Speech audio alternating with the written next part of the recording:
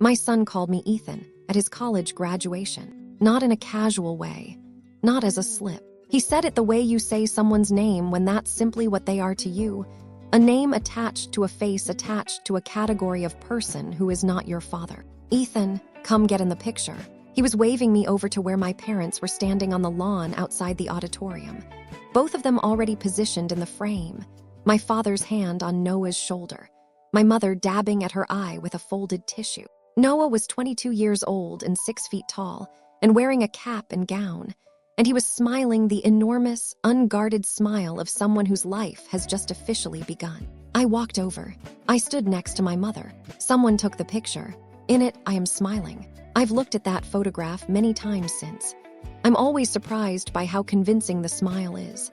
The day Claire told me she was pregnant, we were sitting in her car in the parking lot of the movie theater where we'd just seen something neither of us could remember 20 minutes later. She had been quiet through the whole film. I'd assumed she was tired. She was 17, working weekends at a diner, taking AP classes. Tired was her default state. She handed me the test without saying anything. I looked at it for a long time. Then I said, "Okay." She said, "Okay." I said, "Okay, we'll figure it out." She started crying. Not sad crying, the other kind. The kind that comes when you've been holding something terrifying alone, and someone finally reaches over and takes half the weight. I held her in the front seat of her 2003 Civic, and the parking lot emptied around us while we sat there and let the reality settle. We told our parents the following weekend. Claire's mother cried. My mother went very still in the way she went still when she was processing something she hadn't prepared for. My father left the room for 10 minutes and came back looking like he'd had a conversation with himself that had not gone well. Nobody was thrilled, but nobody told us we had ruined our lives. We were given that, at least. What happened next surprised everyone, including us. We were good at it, planning, I mean. We were organized and deliberate in a way that frightened adults who expected panic. We made lists. We visited the OB together every appointment. We picked a name, Noah, because Claire had a thing about names that meant something, and she'd read that Noah meant rest or comfort, and she said, "That's what I want for him. I want him to feel settled." I told her I loved her. She told me not to get sentimental, while she was trying to read a baby name book. We planned to get married the month after I turned 18. Nothing big, courthouse, a dinner after, maybe a weekend somewhere when the baby was old enough to travel. We weren't romantic about it. We were practical. We knew what we were doing and we were going to do it right. I have replayed those months many times since. I always noticed the same thing. We were happy. Not in spite of the situation, because of it, somehow. The crisis had clarified something, had made us stop performing being teenagers and start being whatever came next. I had no idea how little time we had. She died on a Tuesday in March. The delivery had been complicated from the start. Something with her blood pressure. Something the doctors had been monitoring but had not alarmed us about. Then it alarmed them. Then it was an emergency. Then I was standing in a waiting room for 2 hours while her mother sat across from me, and we didn't speak because there was nothing to say that wouldn't have made either of us feel worse. Then a doctor came out. I won't describe the next several hours in detail. Some things belong only to the people who lived them. I'll say only that by the time I was allowed to hold my son for the first time, I had been awake for 22 hours, and I had cried until the act of crying felt purely physical, like a body function that had nothing to do with the person inside. He was small. He had her nose. I was sure of it immediately, and I was right. He still has it. He had a faint crease between his eyebrows that made him look worried, which made me love him with a ferocity I had no prior experience of. I told him his name. I told him his mother's name. I told him she had wanted him to feel settled. Then I told him I would always be there. I was 17 years old, holding a 4-hour-old baby in a hospital room that smelled of antiseptic and flowers someone had brought for a celebration that would not be happening. I meant every word. My parents were there within the hour. My mother took Noah from me with the practiced ease of a woman who had raised 2 boys and remembered exactly how to hold something that small. She walked him slowly around the perimeter of the room and spoke to him in the low, continuous murmur that I would come to know over the next months as her comfort voice. Not words exactly, just sound, just presence. My father put his hand on my shoulder and said, We're going to get through this. He was not a man who said things he didn't believe. I knew that then, and I know it now. Whatever happened after, whatever choices were made, whatever lines were slowly crossed, I don't think he was lying in that hospital room. I think he meant it. I think the problem is that what he meant by we changed over time. In the weeks after Claire's death, I was not functional in any meaningful way. I went through the motions, the funeral arrangements, the paperwork, the conversations with her family about Noah, about what came next. Her mother was grieving in a way that left no room for anything else, which I understood completely. She and I came to a kind of gentle mutual agreement without ever explicitly discussing it. Noah would be with my parents for now. It was the arrangement that made sense. It was the arrangement that hurt the least. My parents had a house, a stable income. My father had taken early retirement from the shipyard. My mother had been a school administrator before she stopped working to care for my father's own mother in her last years. They had time. They had space. They had the particular competence of people who have already raised children and know in their bodies how it's done. I had a part-time job at a hardware store and a bedroom in their house, and a grief so total it had become a kind of weather, always there, varying only in intensity. The arrangement was supposed to be temporary. My mother said, "Focus on yourself, get on your feet, we'll take care of him while you do." My father said, "You're not abandoning him, you're being smart. There's a difference." I told myself they were right. I believed them. Here is something I have thought about many times since. There was a specific moment, a hinge point, a small thing that I missed entirely when it happened and only understood years later. Noah was 3. I was 20, living with a roommate in an apartment 40 minutes from my parents' house, working full-time at a construction firm while taking night classes toward a degree in civil engineering. I came home most weekends, home meaning my parents' house, the house where Noah's room was, the house where he kept his things. It was a Saturday afternoon in September. My father was in the backyard raking leaves, and Noah had followed him outside the way 3-year-olds follow people they adore, a foot behind, doing nothing useful but absolutely committed to participation. I was watching them from the kitchen window while my mother made coffee. Noah ran into a pile of leaves. My father had gathered and scattered them, and my father said something in mock outrage. And Noah shrieked with laughter and ran, and my father caught him and lifted him overhead, and Noah, laughing and squirming and completely unguarded, said, "Daddy, stop." My mother, beside me at the counter, went very slightly still. I looked at her. She was looking at her coffee. I looked back at the yard. My father had set Noah down. He was raking again. Noah was chasing a leaf across the grass. Nobody said anything. I told myself it was a fluke. Kids got confused. He was 3. He spent more time with my father than with me, that was just the reality of the situation. It was nobody's fault. It was what had to happen while I got myself sorted. I told myself that for a long time. What I did not do was walk outside and say anything.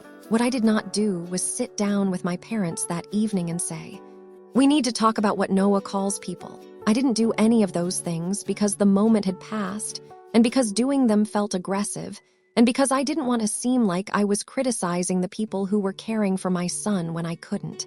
Because I was grateful. Because they were helping. Because the word he'd used would have broken something, and I wasn't ready to break it. So I let it go. And somewhere in the architecture of everything that followed, I believe that was the moment the whole structure was built on. Not a decision. Not a plan. Just a silence that settled over all of us and hardened over time into something we all agreed, without ever saying so, to leave alone.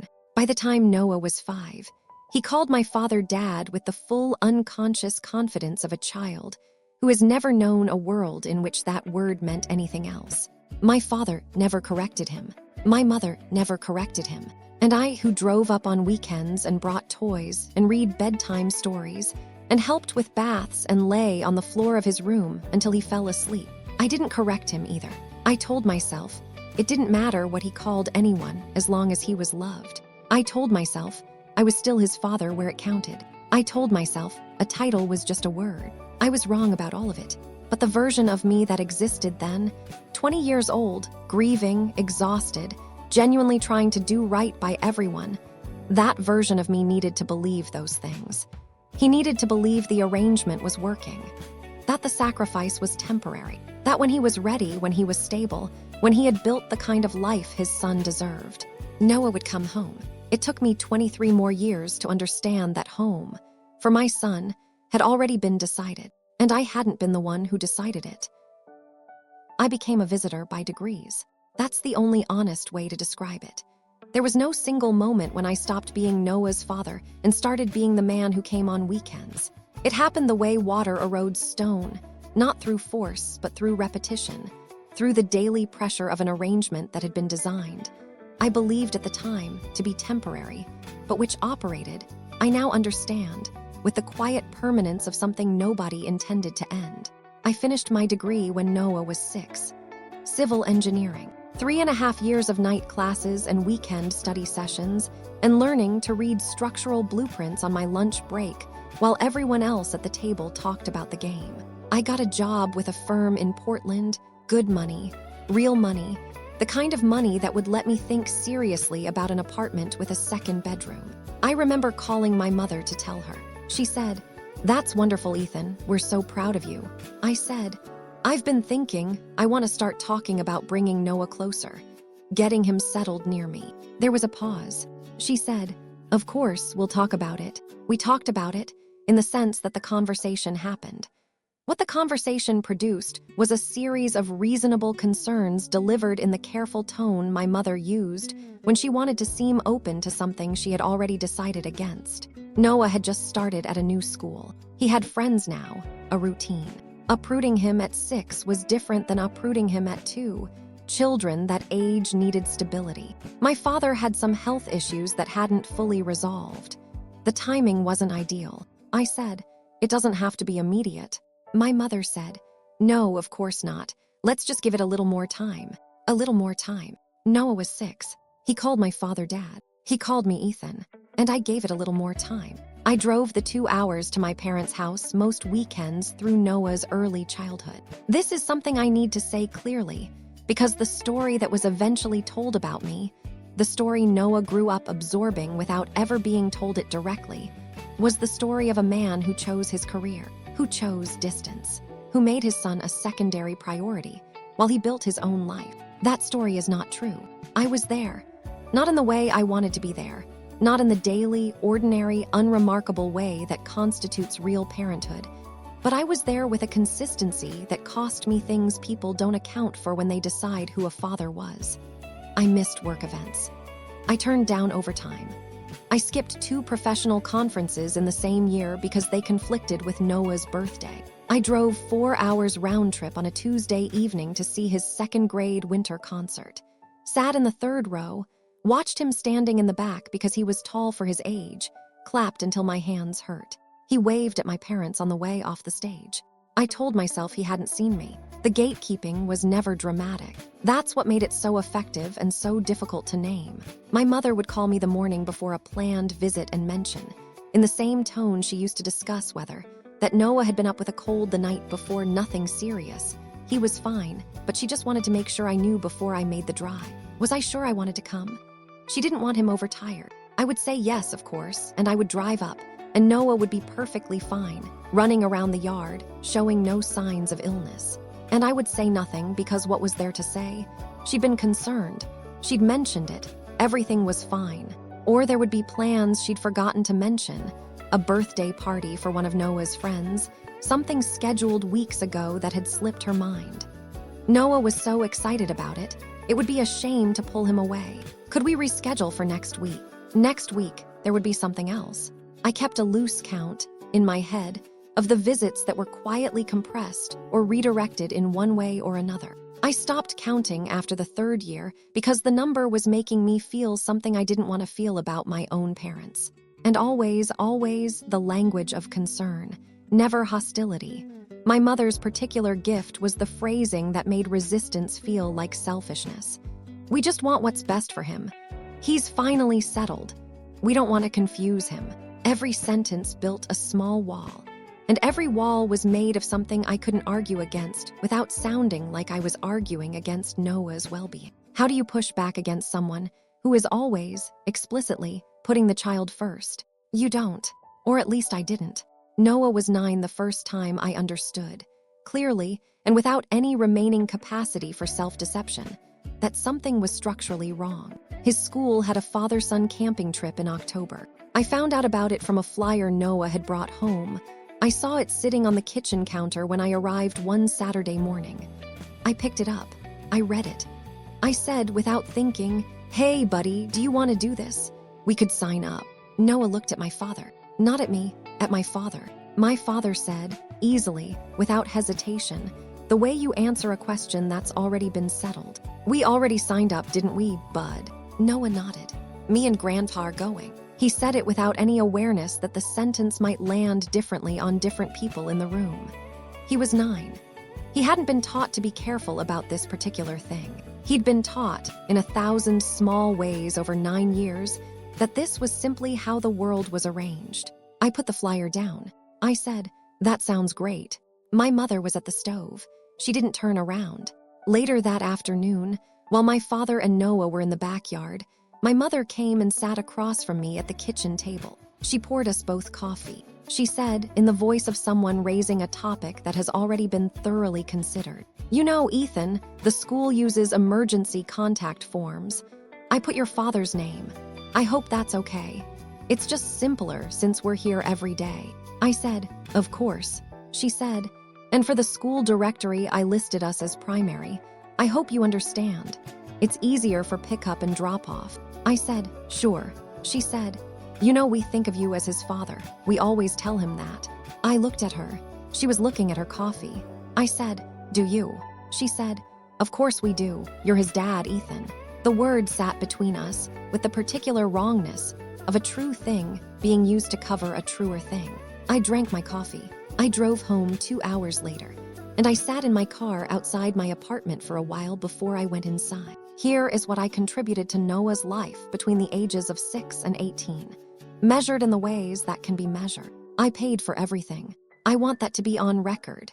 Not because money is parenthood, but because the story that was gradually assembled about me was the story of a man who wasn't there. And being there financially was, for years, the primary way I was allowed to be there at all. I paid his school fees every year, including the private middle school my parents selected and enrolled him in without consulting me. I paid for soccer cleats, camp tuitions, the orthodontic work he needed at 12, the laptop he got for his 14th birthday. I sent checks. I set up direct payments. I filed him on my taxes until my accountant told me my parents had already claimed him, at which point my parents and I had a conversation I will describe as controlled and brief. My father said, "It made more sense from our end. We can discuss it." We did not discuss it. I paid for his college application fees. I paid for his first semester before his financial aid was confirmed. I transferred money to an account my mother managed, because that was the system that had been established, because Noah's relationship with money, with what it cost to raise him, with who was providing it, was one more piece of the story that was being quietly managed by people who were not me. He didn't know. I'm almost certain of that. Children don't track the financial architecture of their own childhoods. Why would they? He knew my parents had raised him. He knew I had been around. He did not know, in any detailed way, what around had cost. The letters started when Noah was 7. It was my therapist's suggestion. Actually, a woman named Dr. Page, who I'd been seeing since Noah was 4, who had been patient with me through years of my insisting that the arrangement was fine and that I just needed strategies for connection. She said, "Write to him, not emails, letters, something physical he can keep." I wrote to him every month for 11 years. I wrote about ordinary things, work projects I was proud of, books I'd read that I thought he might like someday, a question I'd been thinking about that week, places I'd been for work, a bridge I'd helped design in Vermont, a renovation project in coastal Maine. I tried to sound like myself rather than like someone performing fatherhood. I sent them to my parents' address because that was his address. I did not know, for 11 years, that he had never read them. I found out by accident. Noah was 18. He just graduated high school. I was in his room, his childhood room at my parents' house, the room I had painted with him when he was 6, the one with the constellation decals still on the ceiling, looking for a phone charger. He'd said it was in the desk drawer. I opened the desk drawer. The charger was there. So were the letters. All of them, as far as I could tell, bundled in 2 rubber bands, still in their envelopes. The envelopes had been opened. Someone had opened them. The flaps were torn rather than steamed, the hurried opening of someone checking contents rather than reading them. But the letters inside were folded exactly as I'd sent them. There were no crease marks from reading, no handling marks. The paper was as fresh as the day I'd printed them. 11 years of letters. Opened, then put away. I stood at the desk, with the bundle in my hands, for a long time. Then I heard Noah's footsteps in the hallway. I put the letters back. I took the charger. I closed the drawer. Noah came in and said, "Did you find it?" I said, "Yeah." He said, "Cool," and went back out.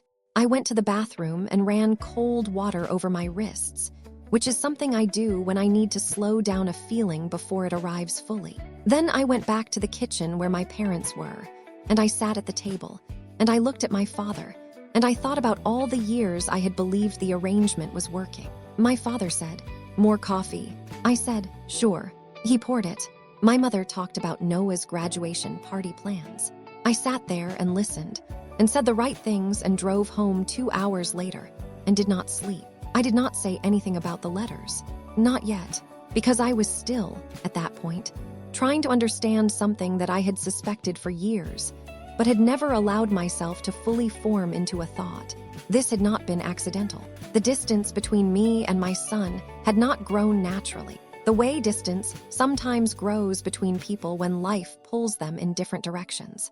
It had been cultivated, carefully, consistently, by the 2 people I had trusted most to prevent it. And somewhere underneath that realization, moving slowly into focus like something rising from deep water, was a question that would take me 5 more years to fully answer. Why? What had I done? What had Noah done? What could possibly explain 25 years of this? The answer, when it finally came, had nothing to do with anything I had done. It had everything to do with a boy who had died before I was born. A boy whose name I had never thought to ask about. A brother I didn't know I'd lost. I didn't go looking for the truth immediately. I want to be honest about that. There's a version of this story where the letters in the drawer become the inciting incident, where I walk out of that house and begin a methodical investigation and piece everything together with the cold clarity of someone who always suspected and was finally ready to act. That's not what happened. What happened is that I went home.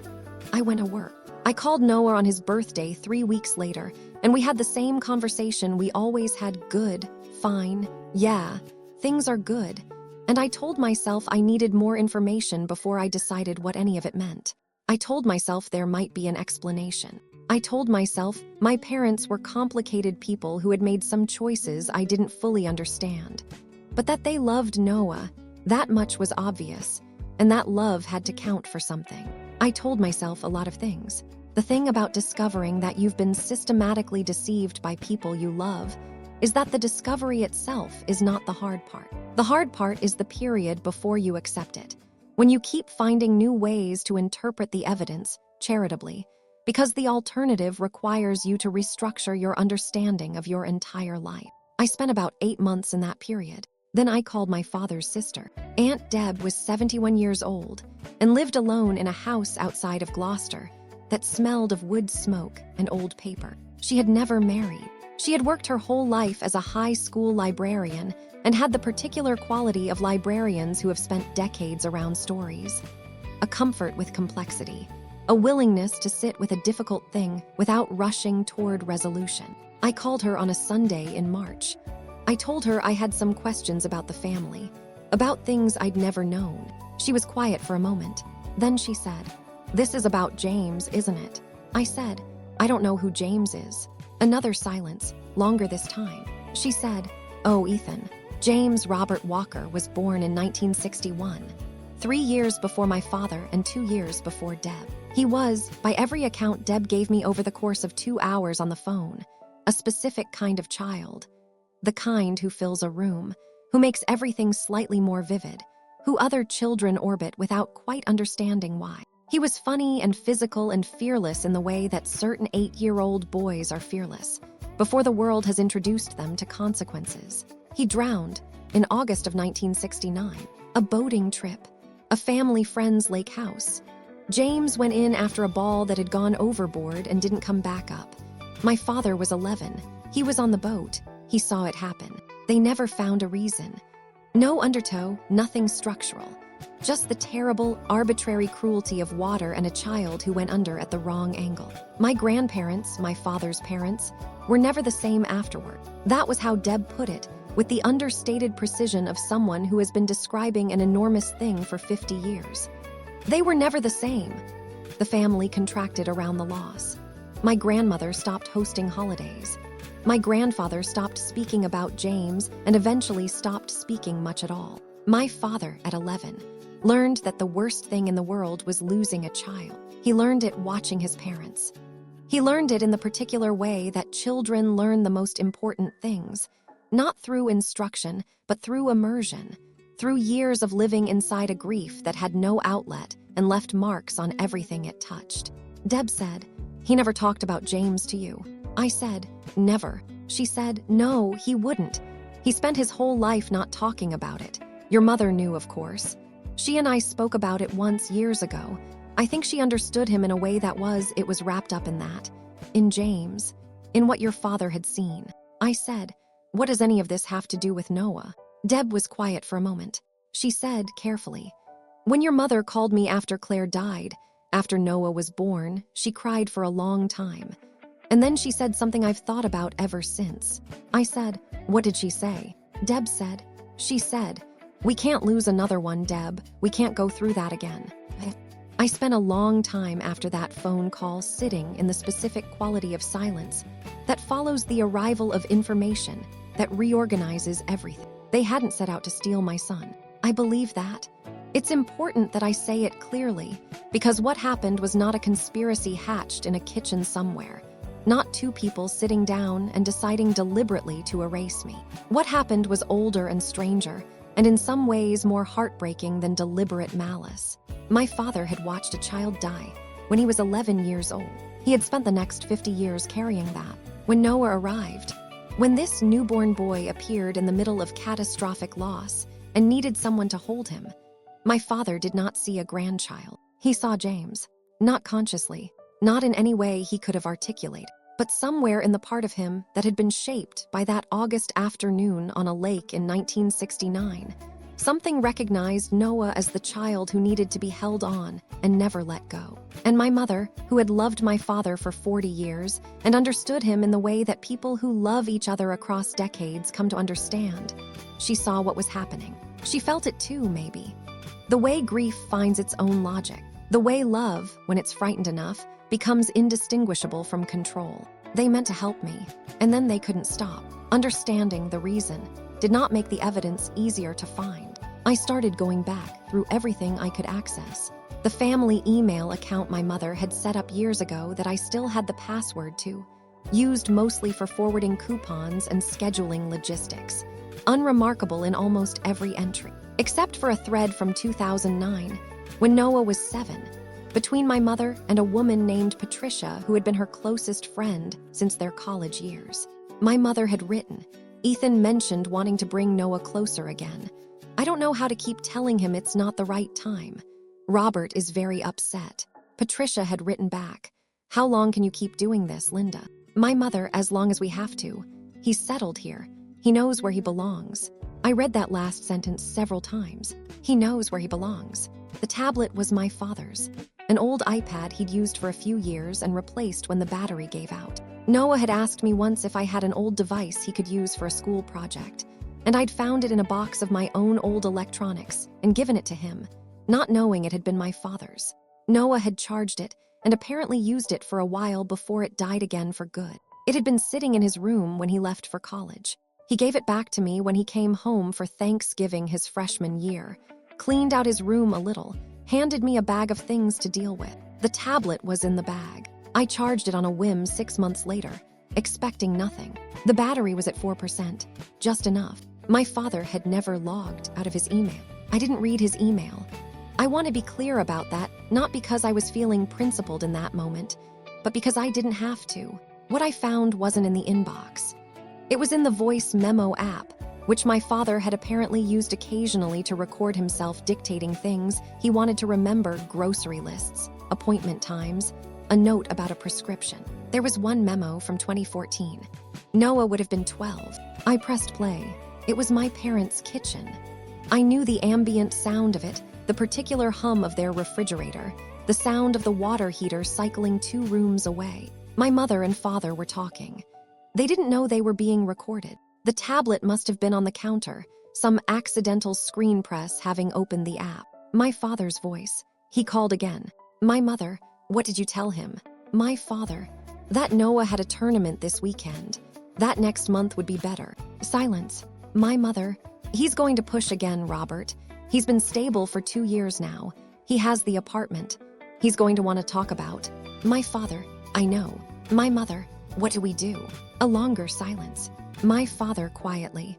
He won't take him, Linda. He loves him. He won't put him through an upheaval. My mother. You don't know that. My father. I know Ethan.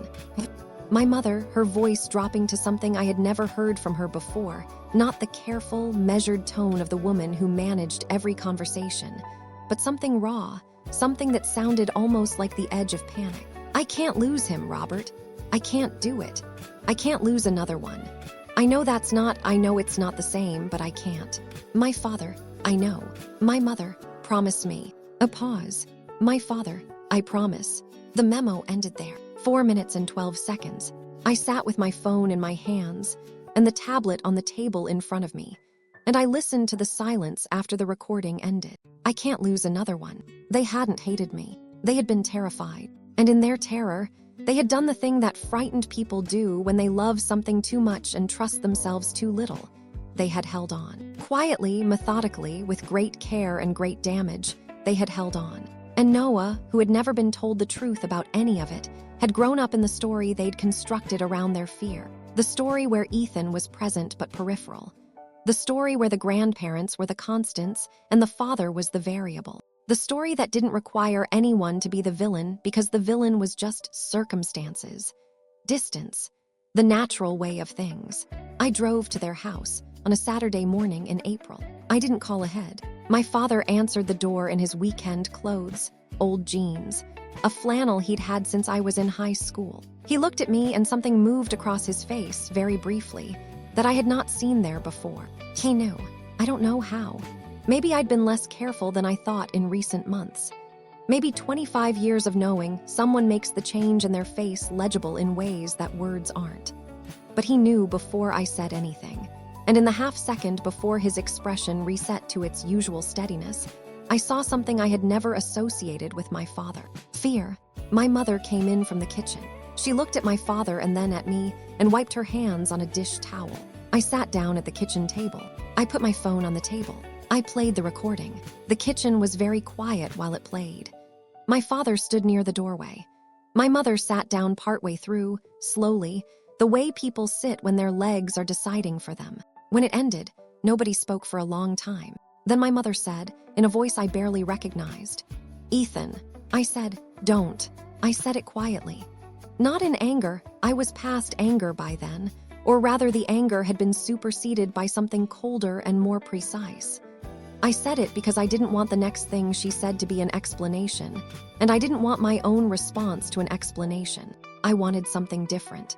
I said, if I had come to you at any point in the last 20 years and said I was ready, I had a home, I had stability, I wanted my son to live with me, what would you have done? My mother opened her mouth. My father said, "Linda." She closed it. I looked at my father. He was looking at the table. He said nothing. The silence was the answer. And that was when we heard it. The sound of the front door, which neither of us had heard open, and footsteps in the hallway. And Noah appeared in the kitchen doorway in his jacket, car keys in his hand, apparently having let himself in the way he always did, the way someone lets themselves into the place they've always thought of as home. He looked at my father. He looked at my mother. He looked at me. He looked at the phone on the table. He said, "What's going on?" Nobody answered. And in the silence that followed, I watched my son's face begin, slowly and irreversibly, to understand that something was wrong, that the room he had just walked into was not the room it had always been. that the 3 people in it were arranged around something that had not been there yesterday. He looked at me. For the first time in as long as I could remember, he didn't look away. Noah sat down. He didn't ask questions first. He didn't fill the silence with the nervous talking that some people use to avoid what's coming. He pulled out the chair across from me, the chair he'd sat in 10,000 times across his childhood, the chair that was, in some informal but absolute way, his chair, and he sat down, and he put his keys on the table, and he looked at me with an expression I had not seen on his face before. Not the careful politeness of our usual interactions. Not the managed warmth of someone performing a relationship they've been taught to perform. Something more open than that. Something that looked, almost, like the face of someone who had been waiting for a door to open, without knowing there was a door. I said, "I need to tell you some things." He said, "Okay." My parents were still in the room. My mother had not moved from her chair. My father was still near the doorway, one hand on the frame, as if he hadn't decided yet whether he was staying or leaving, and his body was holding the option open. I looked at him. I said, "You can stay. I think you should stay." He looked at my mother. She nodded, barely. He came and sat down, and I told my son the truth. I didn't start with the recording. I started at the beginning, at the parking lot of the movie theater, at the 2003 Civic, at the name that meant rest and comfort, and the doctor who had come out of the delivery room with a face that told me everything before his mouth opened. I told Noah about his mother. This was the part I hadn't prepared for, emotionally. I had spent months preparing to talk about the letters and the recording and the years of managed distance. But I hadn't fully accounted for what it would feel like to say Claire's name out loud to her son for perhaps the first time in any detailed way. Noah had been told about her. My parents had given him a basic narrative, a photograph, the fact of her, but the texture of her, the specific realness of who she was before she became a story, that had never been passed on. I told him she had been funny, practically funny, not performatively, the kind of person who made an observation so precise that you laughed before you understood why. I told him she had been a planner in a way that put my own planning to shame. I told him about the baby name book, about the argument over names, about how she'd settled on Noah because she wanted him to feel settled. Noah was very still. I said, "She picked your name." He said quietly, "I didn't know that." I said, "There's a lot you didn't know. That's what I'm trying to fix." I told him about the letters. I described the desk drawer without drama, just what I'd found when I'd found it, what the envelopes looked like. I told him I had written to him every month for 11 years. I told him I didn't know, for most of that time, whether he was reading them. He turned and looked at my mother. She was looking at the table. He said, "Grandma." She said, "Noah." He said, "Did you know about the letters?" The silence that followed was its own answer. My mother knew he knew it. She pressed her lips together and said, "We thought we were trying to protect." Noah said, "From what?" She stopped. He said it again, not loudly, not in anger, just with the flat directness of someone who is done accepting incomplete answers. "From what, Grandma? What were you protecting me from?" My mother looked at my father. My father looked at the table. I reached over and picked up my phone and played the recording. I watched my son listen to his grandparents' voices, coming out of a speaker on a Saturday kitchen table. I watched his face while my father said he won't take him, and while my mother said I can't lose another one, and while the fear in her voice became audible and real in a way that no amount of description could have made it. When it ended, he sat very still for a long moment. Then he said, "Who's the other one?" I looked at my father. My father's jaw moved. He looked like a man assembling words from materials he'd been avoiding for 60 years. He said, "My brother, James." He stopped. "He died when I was 11, boating accident." Noah looked at him. My father said, "You look like him. You looked like him from the day you were born. I don't know what to do with that. I never have. I just know that when you were born and your mother said she wanted me to hold you, I held you and I thought." He stopped again. His voice had gone somewhere difficult. "I thought I wasn't going to be able to put you down." The kitchen was completely silent. My father said, "That's not an excuse." "I know it's not an excuse." Noah said, "No, it's not." My father nodded. He was looking at Noah with the expression of a man who has known a reckoning was coming and is discovering that knowing doesn't make it easier to stand in. Noah said, Did you tell my dad not to take me when he was ready? My father said. We never told him not to. Noah said. But when he wanted to. My father said. We made it difficult. The honesty of it landed in the room like something physical. My mother made a small sound. Noah looked at her. His face was not cruel. He was not, I realized, a person who did cruelty easily, which was something he had not learned from anyone in this room, and which felt in that moment like the most remarkable thing about him. He looked at her with the expression of someone who is hurt and is choosing, for now, not to weaponize the hurt. He said, I called him Ethan, Grandma. For my whole life, I called my father by his first name. She said, I know. He said, did that bother you? She couldn't answer. He said, it should have bothered you. He asked to see the letters. I hadn't brought them. They were still in a bundle in my car, which I'd been carrying around for months without knowing what to do with them. I went out and got them. I set them on the table in front of him, both rubber bands and all, the slight warping of paper that happens when envelopes have been stored too long. He looked at them for a moment. Then he took off the rubber bands and opened the first one. He read slowly. He was always a slow reader. I knew that from the few times I'd watched him with a book, and he read with his whole face, small movements of expression that tracked whatever was happening on the page. I watched him read about a bridge I'd helped design, a book I'd thought he might like, a sunrise I'd seen from a trail in Vermont that I'd described in 3 sentences, and then crossed out and rewritten because the first version hadn't been accurate enough. He read for a long time. My parents sat quietly. At some point, my mother got up and stood at the kitchen window. My father stayed at the table, both hands flat on the surface, not looking at anything in particular. Noah read through perhaps a third of the letters before he stopped and set them down carefully. The way you set down something you intend to return to. He said, you wrote every month. I said, every month. He said, for 11 years. I said, yes. He looked at me. He said, I thought it was easier, without the complication of me. I thought you'd built a life and I was the part that didn't fit into it. I said, Noah. He said, that's what I thought. I said, I know that's what you thought. And I should have. I stopped. There were things I could say here about what I should have done, what I should have pushed for, where I failed in my own right. Those things were true. They would need to be said. But not right now, not today, not in this kitchen with the letters on the table and his face looking like it was deciding something. I said, I should have found a way to make you know. I'm sorry I didn't. He looked at the letters. He said, can I take these? I said, they were always yours. He left about an hour later. He hugged my mother at the door, briefly, carefully. The hug of someone who loves a person they are also newly angry at and hasn't yet figured out how to hold both things. He shook my father's hand, which seemed to cost my father something significant. Then he came to me. He stood in the doorway, jacket on, letters under his arm, and he looked at me the way he had looked at me in the kitchen earlier, that open look, the one I hadn't seen before.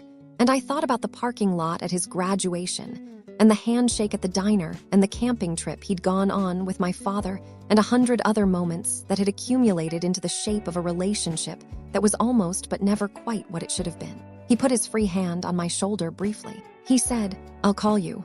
I said, okay. He left. He called 3 days later. We talked for 2 hours, mostly about ordinary things, a project at work he was frustrated with, a show he'd been watching, a question about a structural engineering concept he'd come across and wanted to understand. Somewhere near the end of the call, he said, I've been thinking about what you said, about the Smokies. I said, yeah. He said, I want to go, if you still want to. I said, yeah, I still want to. He said, okay, let's figure it out. We said goodbye, and I held the phone for a while after. He called me Dad for the first time on a Tuesday in October, not during a significant moment, not in a confrontation or a reunion or a scene that announced itself as the one that mattered. We were on the phone and he was telling me about a problem with his landlord, something mundane and frustrating, and he said in the middle of a sentence, naturally, the way you say a word you've always used. Yeah, I know. I told my dad the same thing last week and he said. He stopped. I didn't say anything. He said, sorry, I meant. I said, don't apologize. A pause. He said, it felt right. I said, It is right. He didn't make a thing of it. He went back to the landlord story. I listened and said the right things, and when we hung up, I sat in my car in a parking garage for a while with the engine off. Outside, the city moved around me in its ordinary way. People walking, traffic, a jackhammer somewhere a few blocks over. Inside the car, it was quiet. I thought about Claire. I thought about a girl in a 2003 Civic who had picked a name that meant rest and comfort and had never gotten to see the person he became. I thought about my father at 11, standing on a boat while the water closed over his brother. I thought about all the ways grief moves through families, not in straight lines, not in ways that are easy to trace, but in all the crooked channels it finds through the people who carry it, reshaping things quietly for decades until someone finally looks up and asks why everything is tilted. I thought about 25 years. I thought about Tuesday. I thought, some things can't be recovered. And then I thought, but some things can. And I started the car, and I drove home.